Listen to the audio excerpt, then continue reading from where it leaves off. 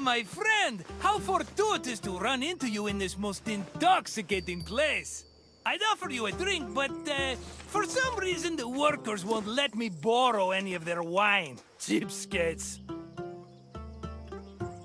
As you can probably tell by all the grapes, this is one of Greece's many vineyards. Wine was an essential part of Greek culture, and this tour will take you through how it was made. In addition to being delicious, not to mention lucrative, wine was an important part of Greek economy.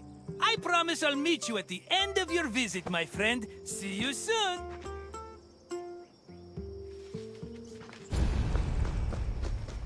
Winemaking dates back to the 4th or 3rd millennium BCE. It became widespread in Greece during the Bronze Age, and within centuries the Greeks had refined it further. The first step in the process was always harvesting, where grapes grown on rows of vines were collected by vineyard workers. According to Homer, harvesting was often accompanied by music to give it a more festive atmosphere. Ancient Greek wine mainly came in 3 different varieties: Osteros, Glucoution, and Autokratos. It could be flavored with spices, herbs, resin, and even perfume.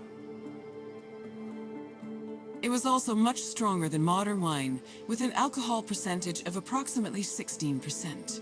Because of this, the drink was mixed with water to make it more palatable.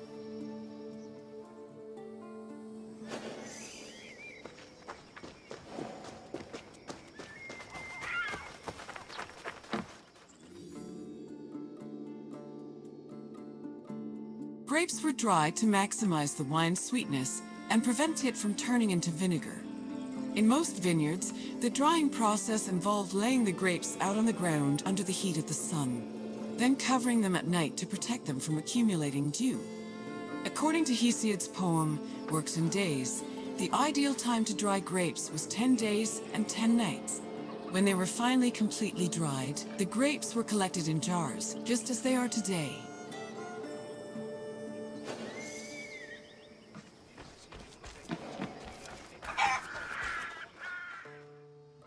The Greeks had many methods for crushing the harvested grapes. The most common technique was to use a lenos, a large treading vat where workers stomped on grapes with their feet. Alternatively, the Greeks sometimes crushed the grapes by hand using a strainer, mashed them with a mortar and pestle, or squeezed them using a tool called a sack press.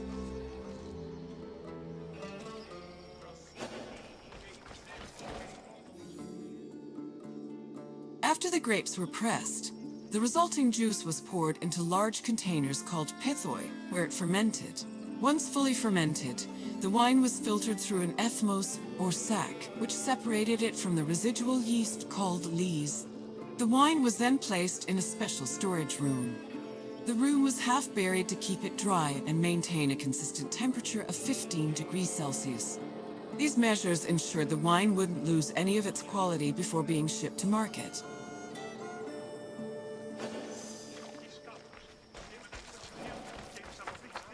When the wine was ready to ship, it was poured into storage containers called amphoras. These were smaller than pithoi, which made them easier to ship and display in crowded marketplaces. However, that doesn't mean transporting wine was always a safe endeavor.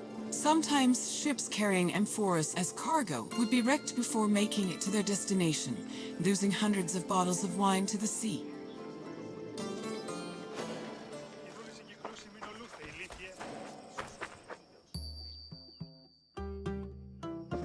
My friend, are you drunk with knowledge? I hope you enjoyed yourself learning about all the picking, stomping, and bottling that goes into making Greece's favorite beverage. Maybe if my customers understood how hard winemaking was, they'd agree more with my perfectly reasonable prices.